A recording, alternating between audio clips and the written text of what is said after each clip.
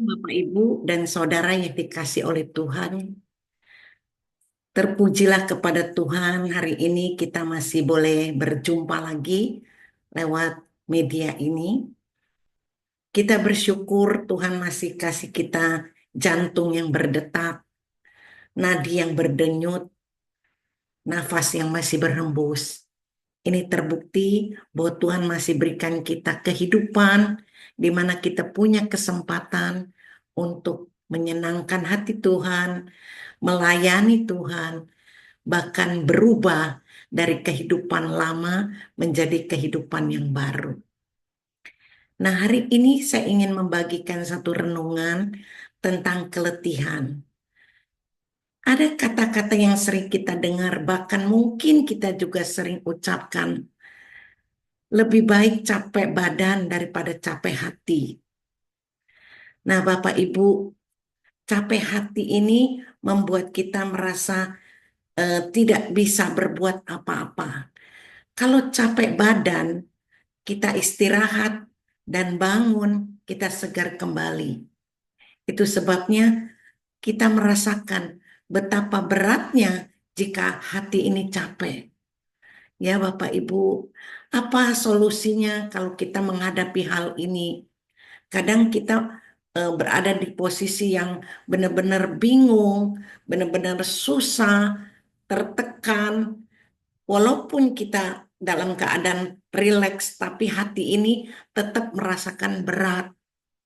Nah, solusinya adalah Bapak Ibu, kita cari Tuhan. Badan kita bisa pulih karena kita istirahat, tetapi hati ini nggak bisa pulih tanpa Tuhan. Hanya Tuhan yang bisa memulihkan kita. Banyak cara kita memulihkan badan ini yang capek. Bisa pergi ke tukang pijat, bisa kita istirahat, atau kita rileks, nonton film, atau pergi ke mall ya. Tetapi kalau hati ini sulit sekali kalau kita enggak cari Tuhan. Karena kekecewaan, ke, kepahitan, dikhianati, disakiti, itu sulit sekali kalau bukan Tuhan yang pulihkan. Makanya kita butuh Tuhan, Bapak Ibu.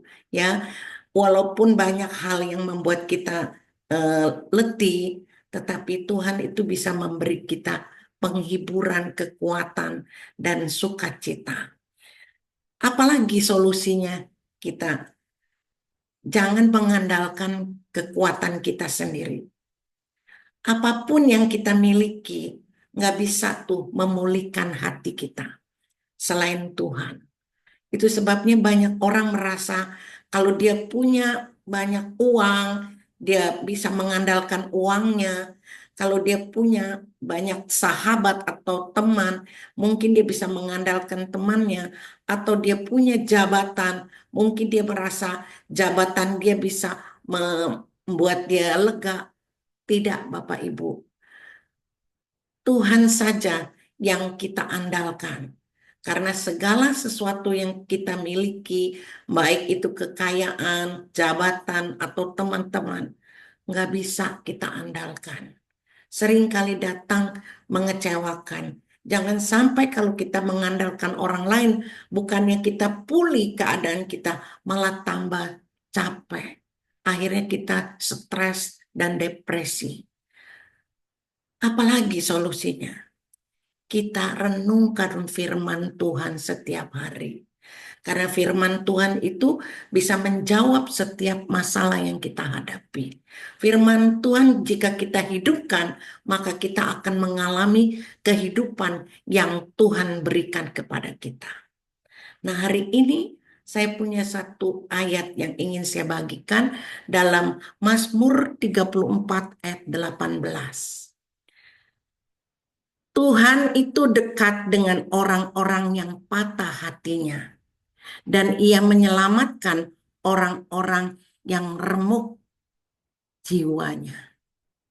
Bapak Ibu, bicara soal patah hati bukan untuk orang yang sedang berpacaran, tapi kita bisa mengalami patah hati ketika kita disakiti. ketika kita dikhianati. Nah, Tuhan itu dekat dengan orang-orang yang patah hatinya. Maka kita dekatkanlah diri kita kepada Tuhan jika Bapak Ibu mengalami hal ini. Karena Tuhan juga akan menyelamatkan orang yang remuk jiwanya. Nah, Bapak Ibu, kita bersyukur kita punya Tuhan yang peduli dengan keberadaan kita. Mari kita dekatkan diri dengan Tuhan. Tuhan pasti akan menolong kita. Inilah renungan yang saya bisa bagikan. Tuhan memberkati. Selamat beribadah bagi Bapak Ibu yang beribadah. Ingat, Tuhan sangat sayang kepada kita semua.